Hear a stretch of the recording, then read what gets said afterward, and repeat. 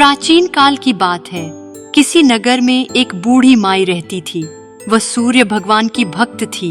वह प्रत्येक रविवार को सुबह उठकर स्नान आदि करके अपने घर के आंगन को गोबर से लीपकर स्वच्छ करती।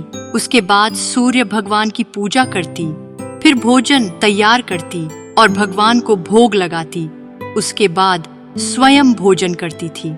सूर्य देव की कृपा से उसे किसी प्रकार की कोई चिंता और कष्ट नहीं था। धीरे धीरे उसका घर धन धान्य से भरता गया। बूढ़ी माई की एक पड़ोसन थी जो बूढ़ी माई को खुश देख उससे बहुत जलती थी। बूढ़ी माई के पास कोई गाय नहीं थी, इसलिए रविवार के दिन अपना घर लीपने के लिए वह अपनी पड़ोसन के आंगन में बंधी उसकी गाय का गोबर लाती थी। एक दिन बूढ़ी माई अपनी पड़ोसन के घर गाय का गोबर मांगने के लिए गई।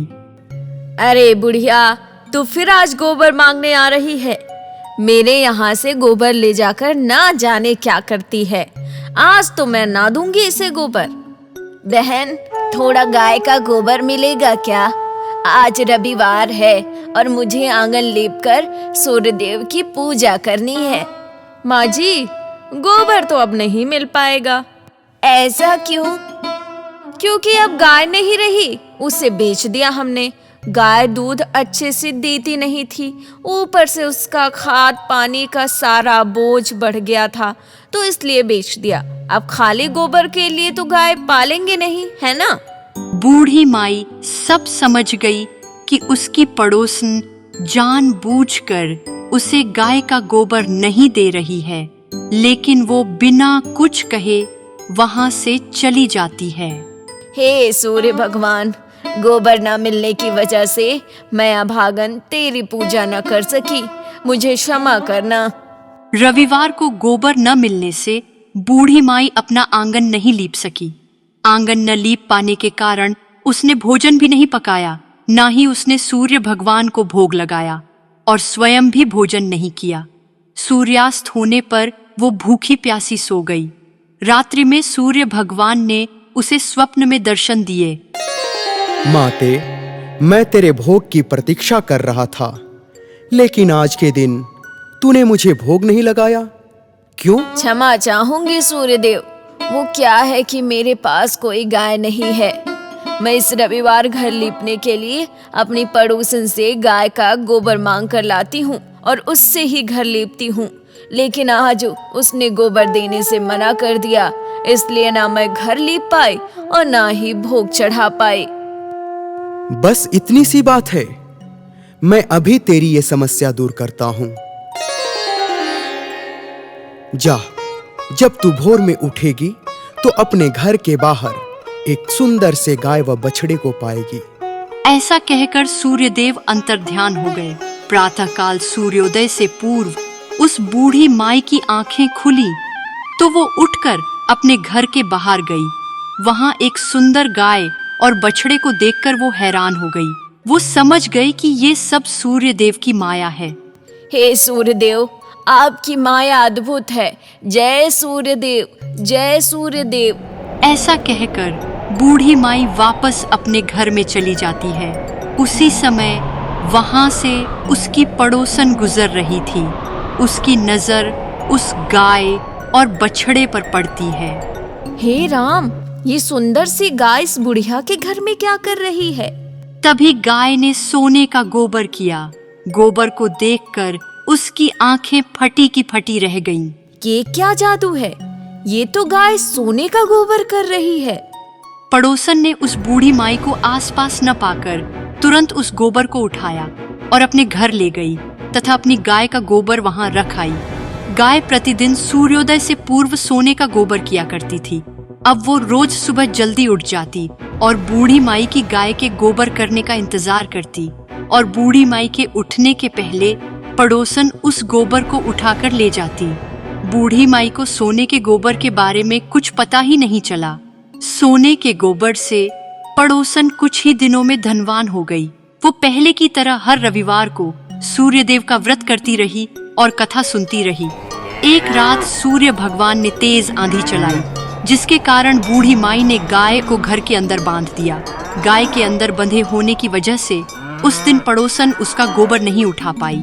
भोर में जब बूढ़ी माई गाय के पास आई तो उसने जमी पर सोने का गोबर पाया। ये देख बूढ़ी माई के आश्चर्य का कोई ठिकाना नहीं रहा। ये क्या? ये गाय तो सोने का गोबर देती है, लेकिन आज तक मैंने सोने का गोबर नहीं देखा। हो ना हो ये मेरे पड़ोसन का ही काम है। वो इस गाय का गोबर चुरा कर ले जाती होगी और अपनी गाय का गोबर यहाँ रख देती होगी। अच्छा किया आज मैंने इसे घर के अंदर बांध लिया, वरना इस बात का तो मुझे पता ही नहीं चलता। अब से मैं इस गाय और बछड़े को अपने घर में ही बांधूंगी। उस दिन के बाद बूढ़ी माई गाय को घर के अंदर बांधने लगी। सोने के गोबर से बूढ़ी माई कुछ ही दिन में बहुत धनी हो गई। अब पड़ोसन बुरी तरह जल भुनकर राख हो गई। ये बुढ़िया अब समझ चुकी है कि इसकी गाय सोने का गोबर देती है, इसलिए अब ये उसको घर के बाहर नहीं बांध रही। ठीक है, मेरे से होशियारी। लेकिन इस बुढ़िया को ये नहीं पता कि मैं इससे ज्यादा होशियार हूँ। अगर इस गाय का फायदा मैं नहीं उठा पाई तो उसे भी नहीं उठाने दूंगी। आज ही मैं जाकर उसकी ये बात राजा को बताऊंगी।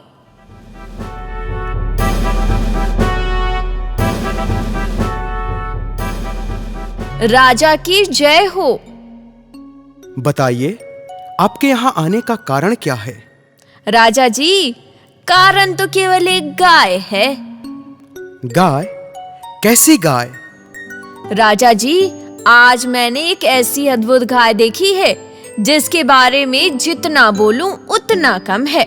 सुंदरता आंखों को मोह ले और गुण ऐसे कि रंग को भी राजा बना दे। वो गाय कोई मामूली गाय नहीं, बल्कि वो गाय सोने का गोबर देने वाली गाय है। सोने का गोबर? हाँ राजन, सोने का गोबर देने वाली गाय। अब सोचिए, वो गाय अगर आपके पास हो तो आपके पास धन में कितनी बढ़ोतरी होगी। लेकिन अफसोस वो एक बुढ़िया के घर में बंधी है। उस गाय को तो यहाँ इस राजमहल में होना चाहिए। देखो, अगर ये तुम्हारी बात झूठी निकली तो अच्छा नहीं होगा। महाराज, अगर बात झूठ निकले तो आप जो चाहें वो सजा दे देना मुझे। ठीक है, सैनिकों, इनके बताए पते पर जाओ और जाकर उस गाय को मेरे पास लेकर आओ। राजा ने अपने सैनिकों को बूढ़ी माई की गाय लाने का आदेश दिया। सैनिक उस बूढ़ी माई के घर पहुंचे। उस समय वह सूर्य भगवान को भोग लगाकर स्वयं भोजन ग्रहण करने बैठी थी। राजा के सैनिकों ने गाय को खोला और अपने साथ महल की ओर ले चले। बूढ़ी माई ने सैनिकों से गाय को न ले जाने की प्रार्थना की। बहुत रोई चिल्लाई, लेकिन राजा के सैनिक नहीं माने। गाय के चले जाने से बूढ़ी माई को बहुत दुख हुआ। उस दिन उसने कुछ नहीं खाया और सारी रात सूर्य भगवान से गाय को पुनः प्राप्त करने हेतु प्रार्थना करने लगी। दूसरी ओर गाय को देखकर राजा बहुत खुश हुआ। उस रात राजा सो रहा था, तभी उसके सपने में सूर्य देव आए।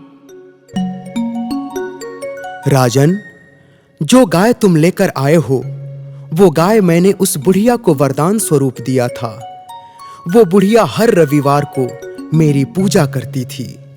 इससे प्रसन्न होकर मैंने उसको वरदान दिया था। मेरे वरदान पर तुम्हारा कोई अधिकार नहीं है, इसलिए उस गाय को सम्मान सहित उस बुढ़िया को लौटा दो। तुम्हारे लिए यही बेहतर होगा। अगले दिन सुबह राजा उठा, तभी उसने देखा कि सारा महल गोबर से भरा था। हर तरफ बस गोबर और बदबू। ये देख राजा को सूर्य देव की बात याद आई। उसने तुरंत कुछ सैनिक बूढ़ी माई के पास भेजे और बूढ़ी माई को महल में बुलवाया।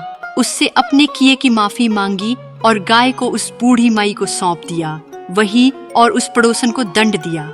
इसके बाद राजा के महल से गंदगी दूर हो गई और उधर बूढ़ी माई भी खुशी खुशी रहने लगी।